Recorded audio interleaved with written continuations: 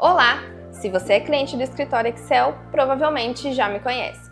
Se ainda não me conhece ou não é nosso cliente, me chamo Caroline e atualmente faço parte da área tributária do escritório. Bom, pessoal, o nosso assunto de hoje é a tão esperada reforma tributária. E com certeza você já deve ter ouvido falar algo sobre ela. Sim, ela já é uma realidade e que já está sendo regulamentada. Deixei na descrição desse vídeo o link para o nosso material de apoio, preparado para você que gosta de imprimir e fazer suas anotações. Isso facilitará na hora de enviar suas dúvidas para nós, ok? Bom, vamos lá! Em termos de legislação da reforma tributária, temos até agora a Lei Complementar 214 de 2025, que instituiu a reforma. Desde a promulgação da Emenda Constitucional, lá em 2023, deu-se início a um processo de reformulação estrutural no sistema tributário brasileiro. Como pilares da reforma, teremos a incidência ampla sobre bens, direitos e serviços. Uma grande mudança no modo de pensar em tributação. Atualmente, se você é um prestador de serviço, você paga impostos sobre serviços, o famoso ISS, que é destinado aos municípios. E se você é uma indústria ou comércio, você paga impostos sobre a comercialização e industrialização de produtos, como o ICMS, que é destinado aos estados. Com a reforma, essa divisão acaba. Toda empresa, seja ela prestadora de serviço, ou comércio, ou indústria, vão pagar os mesmos impostos. Como segundo e terceiro pilares, teremos a eliminação do conceito de não cumulatividade que temos hoje, com muitas restrições, e passamos para a ideia de não cumulatividade plena e crédito financeiro, apurado por meio do documento fiscal, com restrições apenas a insumos de uso pessoal. Ou seja, se você comprou e vai ser utilizado para a empresa e sua atividade fim, poderá ser creditado o imposto pago na operação de compra. E um dos principais pontos da reforma e a principal razão pela qual ela foi criada é a simplificação do sistema. O governo não busca com a reforma um aumento da carga tributária. Porém, ao estudarmos sobre o assunto, notamos que alguns setores serão beneficiados. Já outros terão sim aumento na carga tributária. Quando o governo fala que não busca aumento na carga, é sobre a ótica do recebimento, quanto ele arrecada em sua totalidade. Mas, ao mesmo tempo, a reforma busca mais transparência tributária. Você finalmente conseguirá distinguir o valor dos impostos e o valor do produto quando fizer uma compra. Hoje compramos um produto e não sabemos qual é o valor dos impostos daquela compra, não é mesmo? E isso será resolvido com o fim da bitributação, pois o imposto será cobrado por fora, ou seja, ele incidirá apenas sobre o valor líquido do produto e não sobre ele mesmo. O fim da guerra fiscal. Essa é uma grande polêmica. Mas, se você é uma indústria ou um comércio, você bem sabe que em nosso país temos diferentes alíquotas estaduais. E esses estados brigam entre si para obter maior arrecadação, dando benefícios fiscais para empresas que tragam arrecadação para o seu estado. Isso acaba com a reforma, pois, em regra, o imposto será pago ao local de destino do produto. Então, onde houver entrega, transferência, ali ficará o imposto. Vou explicar para você do que se trata essa reforma e, após as regulamentações serem aprovadas pelo Congresso, conseguiremos personalizar a explicação e orientação para cada segmento que faz parte da nossa carteira de clientes. Então, os impostos mais famosos que todo empresário sabe de cor são PIS, COFINS, CSLL, RPJ, ISS, ICMS e IPI. Até você, que tem uma empresa no Simples Nacional, paga esses impostos, sabia? Apesar de ser numa única guia, lá dentro constam todos eles. Veja nessa imagem como exemplo a composição de uma guia do Simples Nacional de uma empresa industrial. Aqui dentro da guia temos o IRPJ, CSLL, COFINS, PIS, IPI e ICMS. Todos os impostos numa mesma guia. Destes 7 impostos, 2 deles não serão atingidos por essa fase da reforma tributária, ok? São o IRPJ e o CSLL. Estes continuarão normalmente. Os outros 5 impostos que aparecem na nossa imagem, 4 deles serão unificados através do IVA, Imposto sobre Valor Agregado. A alíquota do IVA está prevista em aproximadamente 27,5%. Uma alíquota alta, né?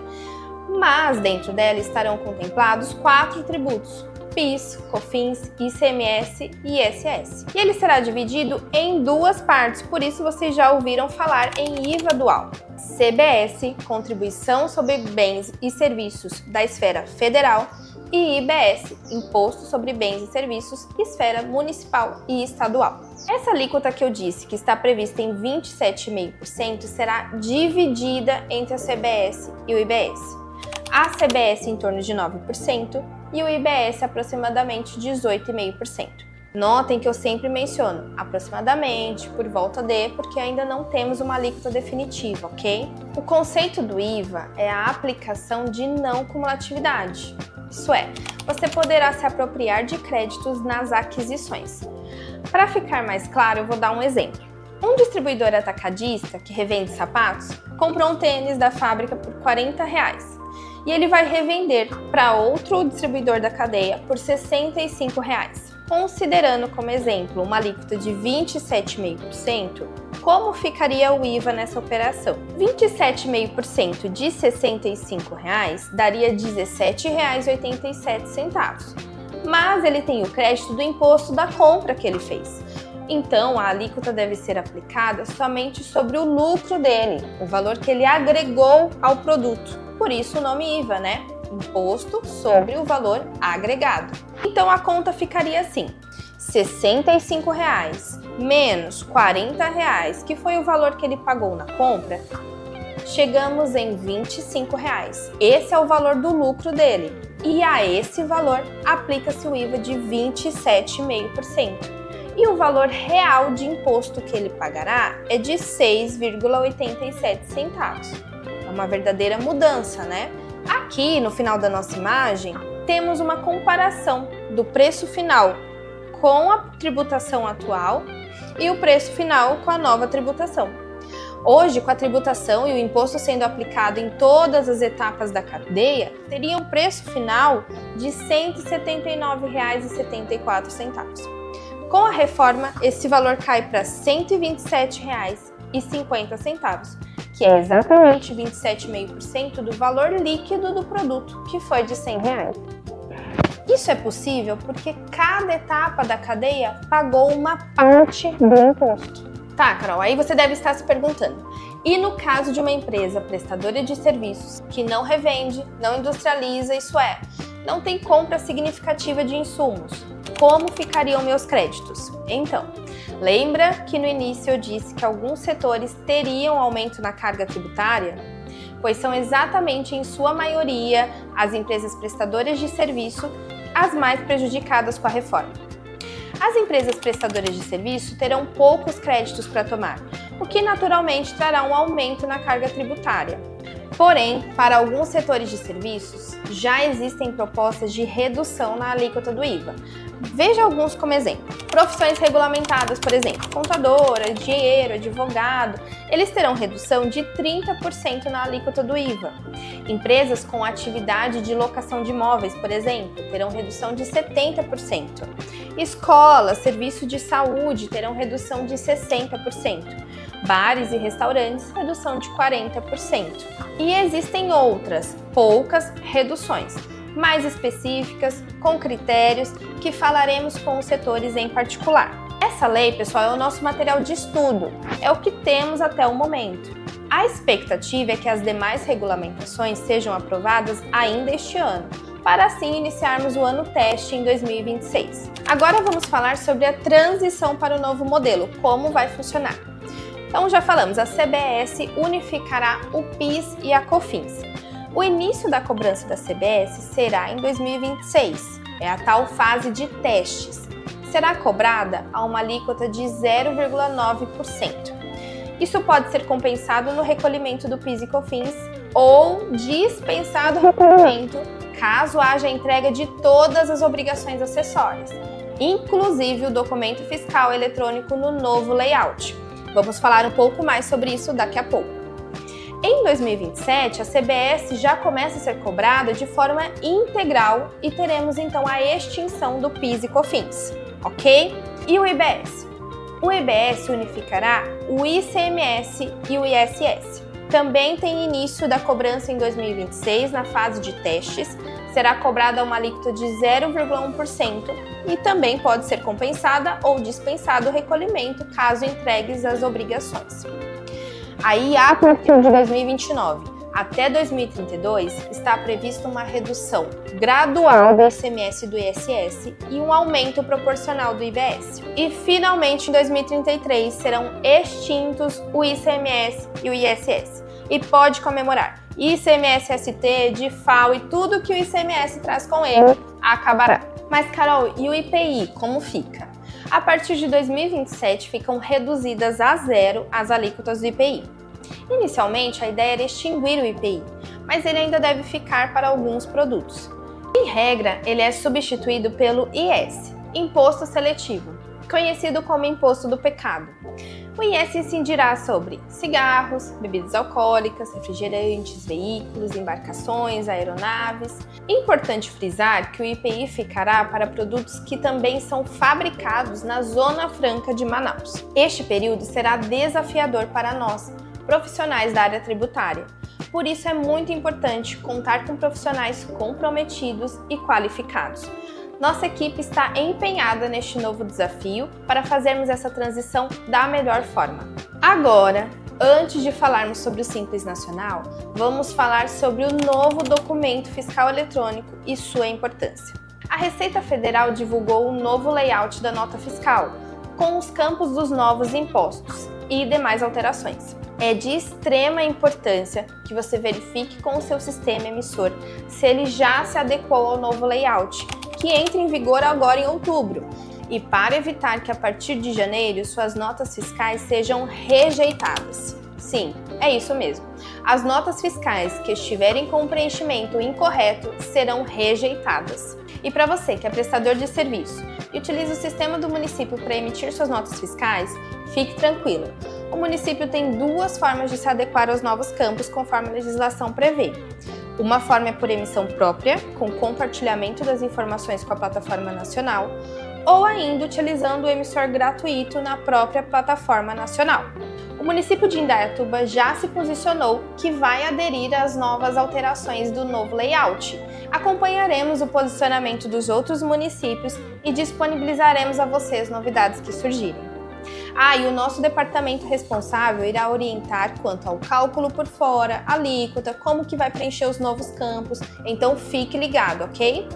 Além disso, a partir de julho de 2026, haverá uma alteração no CNPJ. Ele passará a ser alfanumérico, ou seja, o cadastro das novas empresas será uma mistura de letras e números.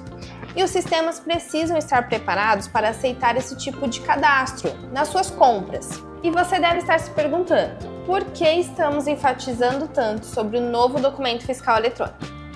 A reforma está trazendo uma novidade no formato de apuração dos impostos, e a nota fiscal será o pivô desse sistema. A previsão é que haverá um sistema da Receita que fará uma apuração assistida, ou seja, a Receita irá, através das notas fiscais, apurar qual o seu débito e qual o seu crédito. Então é de suma importância que você emita o documento eletrônico com informações corretas e confira também nas suas compras se o documento está correto também.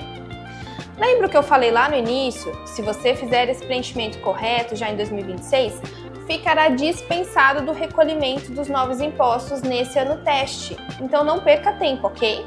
Ainda sobre os créditos, esperamos mais regulamentações para esclarecer algumas dúvidas, ok?